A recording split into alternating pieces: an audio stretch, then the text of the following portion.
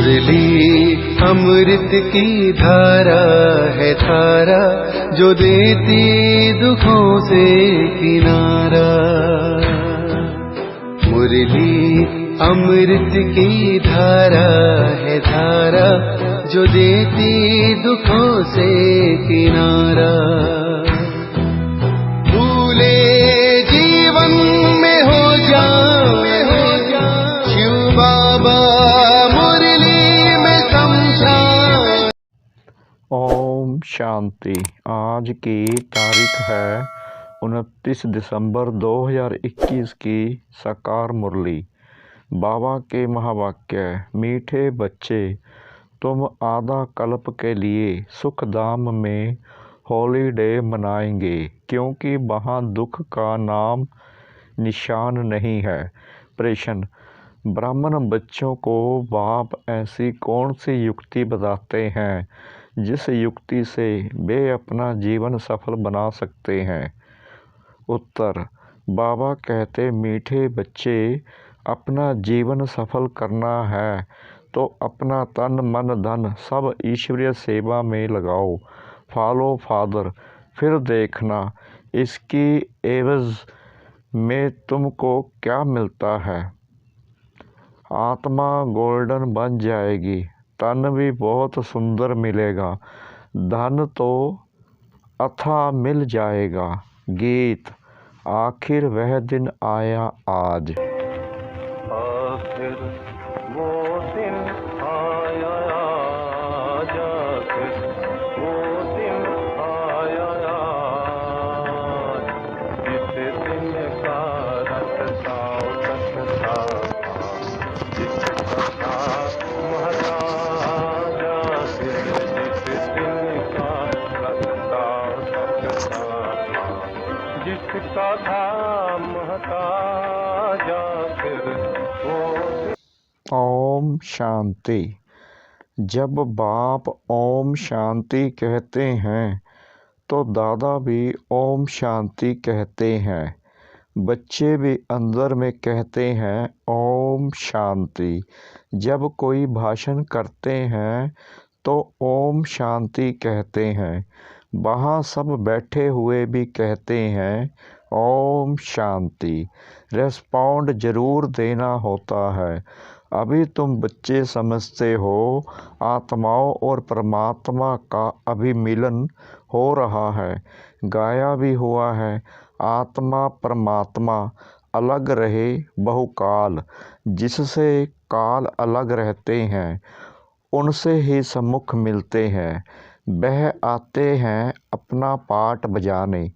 भक्ति मार्ग में जिसको इतना ढूंढते रहते हैं, आखिर वह दिन भी आता है जबकि बाप से मिलना होता है।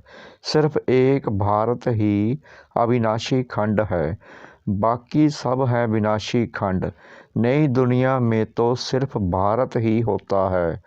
भारत का कभी विनाश नहीं होता है, यह तो है ही।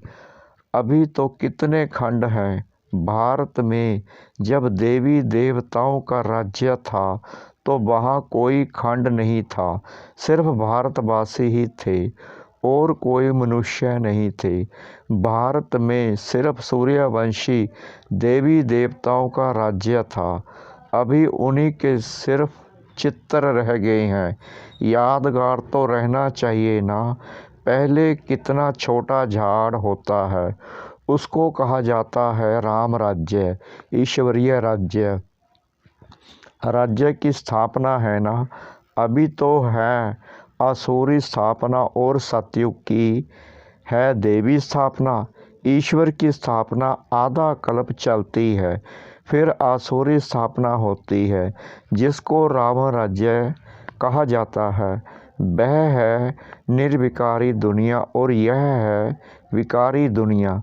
दुनिया में कोई जानते नहीं कि यह दुनिया का चक्कर कैसे फिरता है। देवी देवता फिर कहाँ गई, पावन सो फिर पतित कैसे बने। सीढ़ी उतरना होता है ना। कलाएं कम होती जाती हैं। जैसे चंद्रमा को ग्रहण लगता है तो कहा जाता है दे दान तो छूटे ग्रहण। अभी बाप कहते हैं 5 विकारों को छोड़ो। जब तुम रावण की जेल से छूटेंगे तो राम राज्य स्थापन हो जाएगा। वहाँ यह 5 विकार होते नहीं, यह भी किसको पता नहीं। मनुष्य समझते हैं यह सदा से ही चले आते हैं। दुनिया में मनुष्य की है अनेक मत, तुम्हारी है एक मत। इसको कहा जाता है अद्वैत मत। यहाँ है आसुरी मत। तुम जानते हो हम भारतवासी राम राज्य में थे, पूज्य सो पुजारी बने हैं। तुम बच्चों की बुद्धि में यह नॉलेज अभी बैठी है। हम ही पूज्य थे, फिर पुनर्जन्म लेते लेते पुजारी बने हैं। वह समझते हैं परमात्मा ही पूज्य पुजारी बनते हैं, उनकी ही सारी लीला है, सभी परमात्मा ही परमात्मा है। यह सबसे बड़ी भूल है। अभी तुम बच्चों को तो खुशी होती है, जिस बाप को आधा कल्प याद किया है अब वह मिला है। कहते हैं दुख में सिमरन सब करें, सुख में करे ना कोई। वही आत्माएं फिर दुख में आती हैं तो बाप को याद करती हैं। सतयुग में कोई भी बाप को बुलाएंगे नहीं, तो अभी आत्माओं का परमात्मा से, परमात्मा का हम आत्माओं से मेला होता है। बाप ही ज्ञान का सागर है, इसमें पानी के सागर की बात नहीं। संगम पर देखो कुंभ का कितना बड़ा मेला लगता है।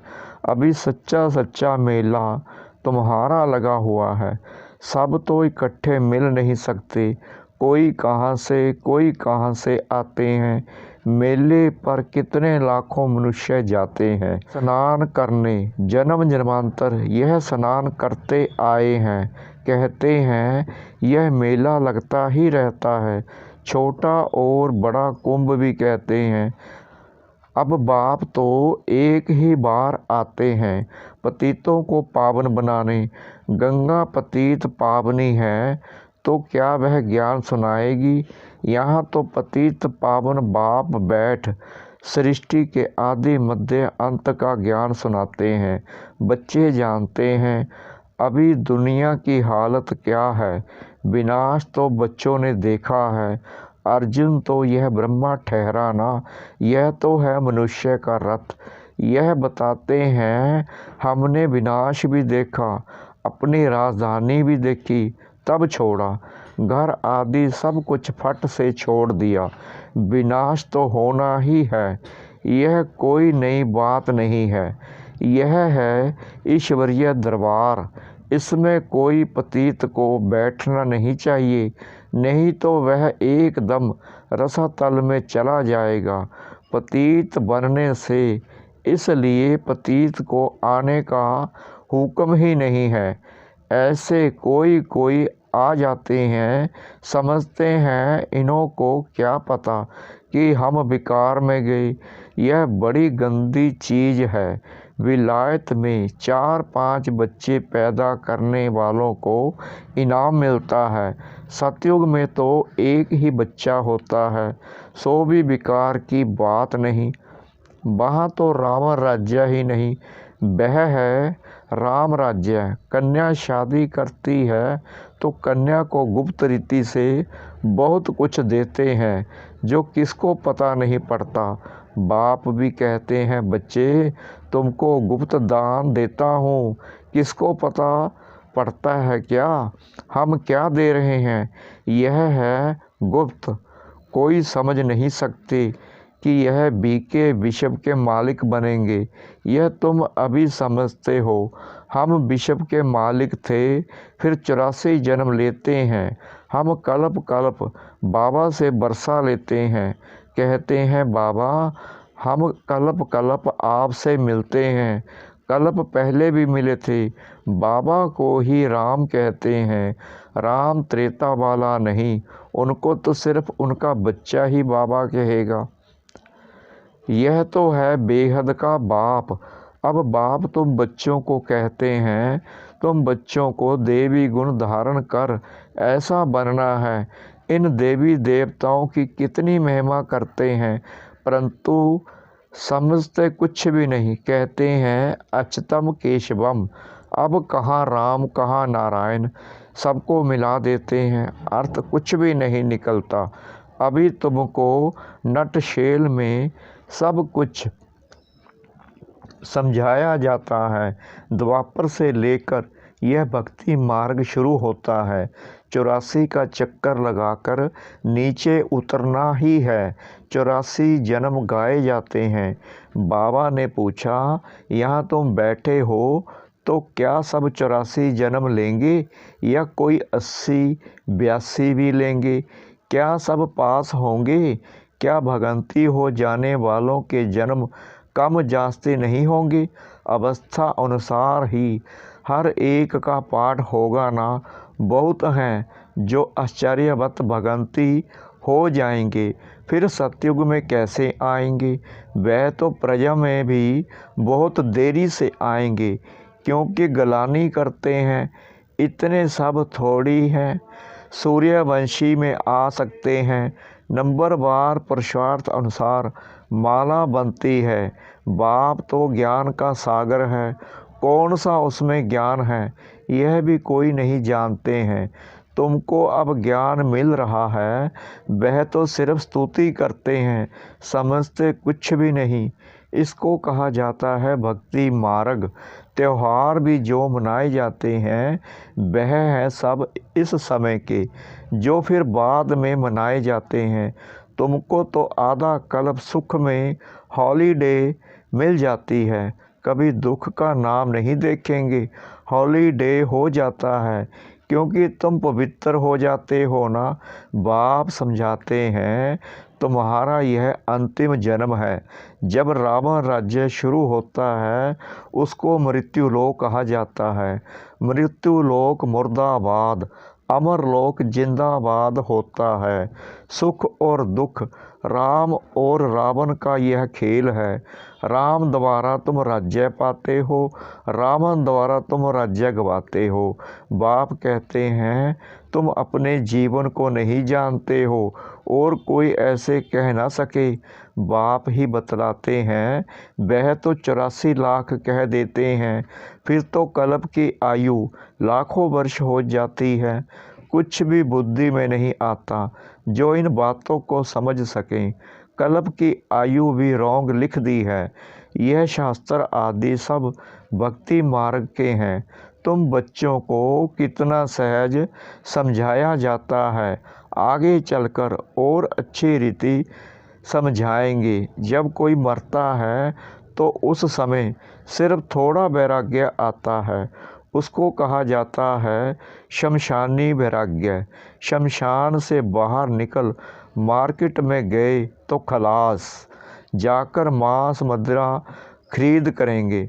तुम बच्चों को इस समय है सारी पुरानी दुनिया से वैराग्य।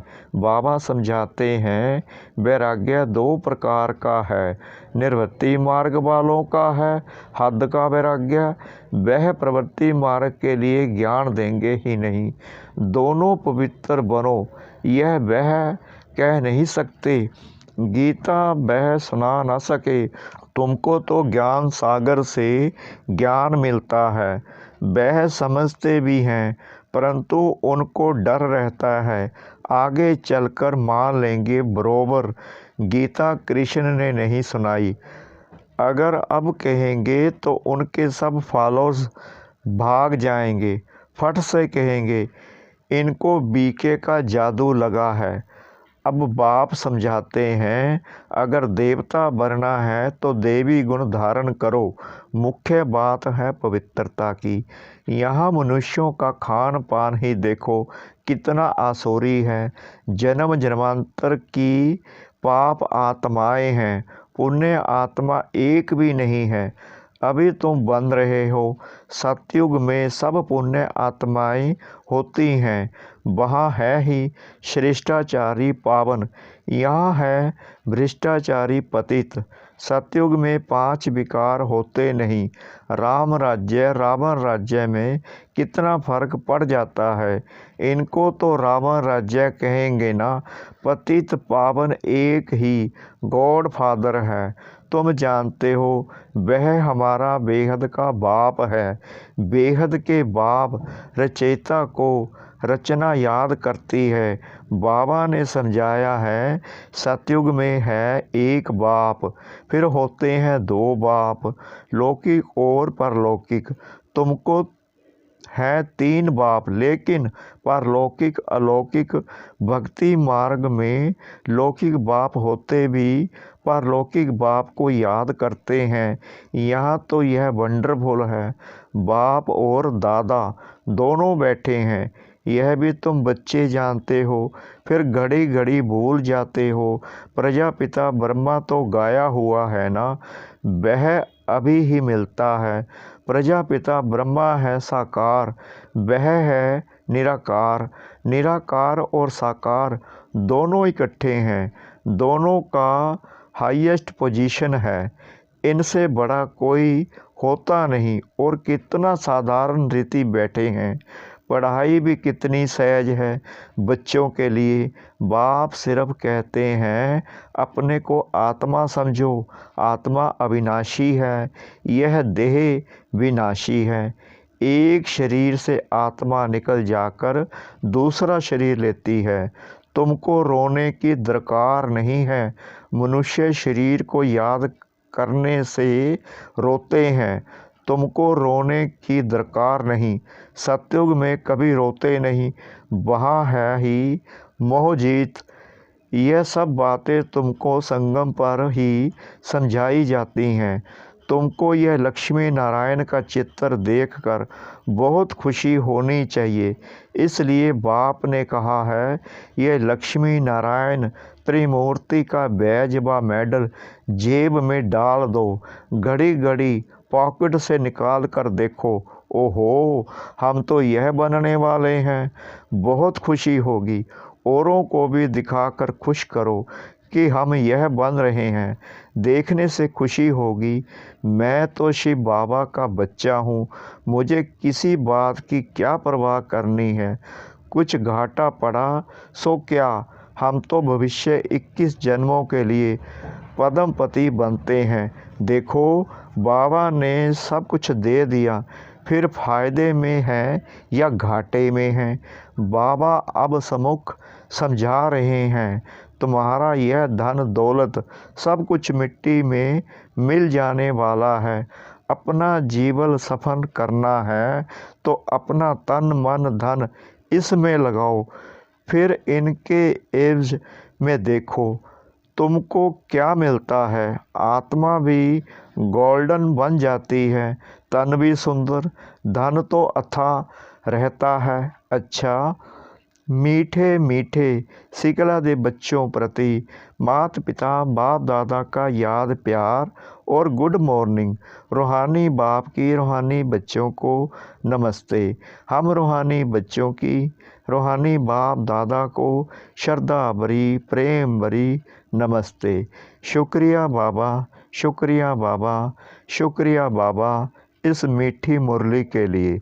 धारणा के लिए मुख्य सार। नंबर 1, मैं शिव बाबा का बच्चा हूँ। मुझे भविष्य 21 जन्मों के लिए पद्मपति बनना है।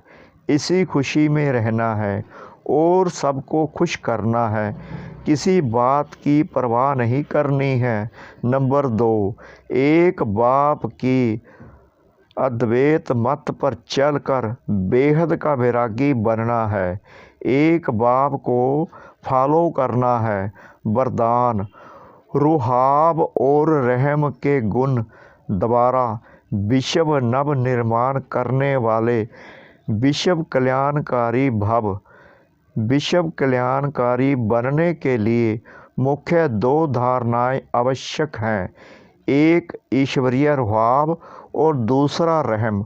अगर रुहाब और रहम दोनों साथ साथ और समान हैं तो रूहानियत की स्टेज बन जाती है।